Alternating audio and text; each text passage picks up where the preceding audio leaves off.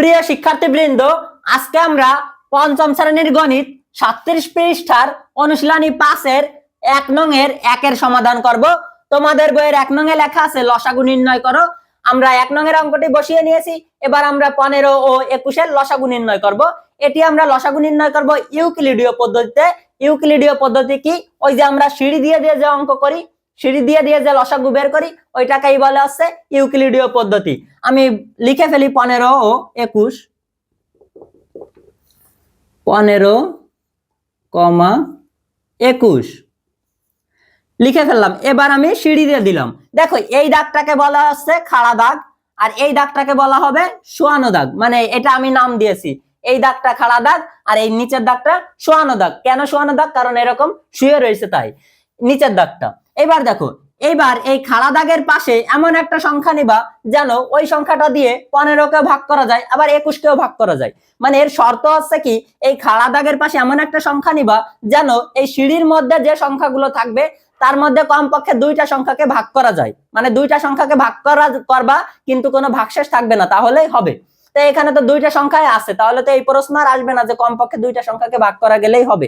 এই প্রশ্নটা আসতেছে না। তাহলে এই খাড়া দাগের পাশে এমন একটা সংখ্যা নিবা যেন ওই সংখ্যাটা দিয়ে এই সংখ্যাটাকেও ভাগ করা যায়, এই সংখ্যাটাকেও ভাগ করা যায়, কিন্তু শর্ত হচ্ছে ভাগশেষ থাকবে না। ভাগশেষ থাকলে কিন্তু হবে না।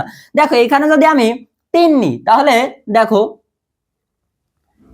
এইখানে যদি আমি 3 নিই, 3 দিয়ে 15-কে ভাগ করলে কত হয়? 3 5 15। দেখো, কোনো ভাগশেষ কিন্তু নেই। 3 দিয়ে যখন 15-কে ভাগ করছি, 3 5 15, ভাগশেষ নেই। এবার কমা দিয়ে দিলাম। আবার দেখো, 3 দিয়ে যখন আমরা 21-কে ভাগ করব তখন কি হবে? 3 7 21। তাহলে এখানে কত বসবে? 7। দেখো, এবারও কিন্তু কোনো ভাগশেষ আসেনি। ভাগশেষ থাকলে কিন্তু হবে না। এখন এইখানে যদি দেখো 2টার অধিক, এখানে কিন্তু সংখ্যা আছে 2টা, 15 একটা সংখ্যা, 21 একটা সংখ্যা, 2টা সংখ্যা আছে। এখন যদি এখানে আরো সংখ্যা থাকতো তাহলে আমরা কি করব? কমপক্ষে 2টা সংখ্যাকে ভাগ করা গেলেই হবে। মানে কমপক্ষে 2টা সংখ্যাকে ভাগ করবা কিন্তু ভাগশেষ থাকবে না, এটা হলেই যথেষ্ট। আর এটাকে বলা আছে নিঃশেষে বিভাজ্য। নিঃশেষে বিভাজ্য মানে কি জানো? যে তুমি যে সংখ্যা দিয়ে যে সংখ্যাটাকে ভাগ করবা, মানে ভাগশেষ না থাকলে সেটাকে, সেই সংখ্যাটিকে নিঃশেষে বিভাজ্য বলে। এই যে 15, এই 15 কিন্তু 3 দ্বারা নিঃশেষে বিভাজ্য, কারণ 3 দিয়ে যখন 15-কে ভাগ করছি কোনো ভাগশেষ নেই। আবার 3 দিয়ে যখন 21-কে ভাগ করছি কোনো ভাগশেষ নেই। তার মানে এই যে 15 এবং 21 3 দ্বারা নিঃশেষে বিভাজ্য। বিভাজ্য বিভাজ্য মানে ভাগশেষ থাকবে না, ঠিক আছে? দেখো, আবার আমরা সিঁড়ি বানাবো। দেখো, এই যে আমি সিঁড়ি বানালাম। এখন সিঁড়ি বানানোর পর আবার এই খাড়া দাগের পাশে এমন একটা সংখ্যা নেব যেন কমপক্ষে 2টা সংখ্যাকে ভাগ করা যায়। দেখো, এরকম কোন সংখ্যা তুমি খুঁজে পাবা না। খাড়া দাগের পাশে যদি 5 নাও, তাহলে 5 দিয়ে 5-কে ভাগ করলে হবে না কত? 1।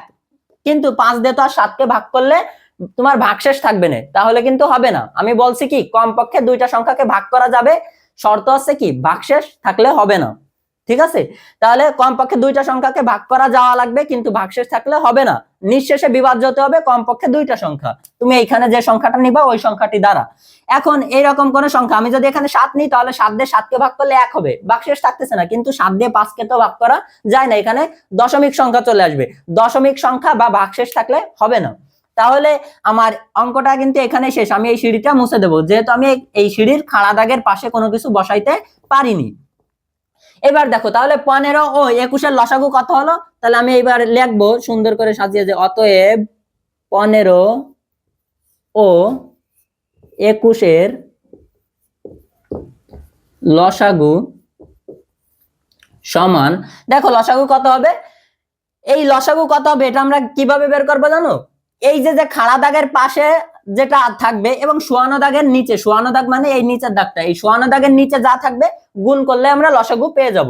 তাহলে খাড়া দাগের পাশের গুলো এবং শোয়ানো দাগের নিচের গুলো গুণ করলে লসাগু পাওয়া যায়। তাহলে খাড়া দাগের পাশে আছে কত? 3, তাহলে 3 বসালাম। আমি কি বলছি? গুণ করতে হবে, তাহলে 3 গুণ। এবার শোয়ানো দাগের নিচের গুলো গুণ করতে হবে। শোয়ানো দাগের নিচে কি আছে? 5 আছে আর 7 আছে, তাহলে 5 গুণ আর কত আছে? 7, তাহলে 7 বসালাম সমান। দেখো, এখানে কি করলাম আমি? আমার 15 আর 21-এর লসাগু হবে কত জানো? এই খাড়া দাগের পাশের গুলো আর আছে শোয়ানো দাগের নিচের গুলো। তাই খাড়া দাগের পাশে তো একটা সংখ্যা আছে 3, বসালাম। হ্যাঁ, এইবার শোয়ানো দাগের নিচের গুলো কি আছে? 5 আর 7, এগুলো গুণ করলে যেটা আসবে সেটা হবে লসাগু। তাহলে লসাগু হবে কি?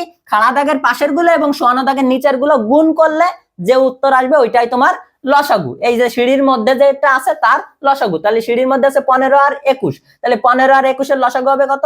এই তিনটা সংখ্যা গুণ করলে, 3 এর সাথে 5 গুণ করলে 3 5 15, আর 15 এর সাথে 7 গুণ করলে এইভাবে 5 এর সাথে 7 গুণ করলে 5 সাথে 35, আর 3 35 105, মানে 3 5 15 আর 7 গুণ করলে কত?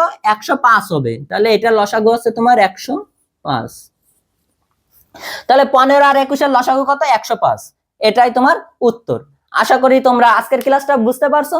তোমাদের সাথে দেখা হবে পরবর্তী ক্লাসে, পরবর্তী কোনো ভিডিও নিয়ে। সেই পর্যন্ত সবাই ভালো থাকো, সুস্থ থাকো। আল্লাহ হাফেজ।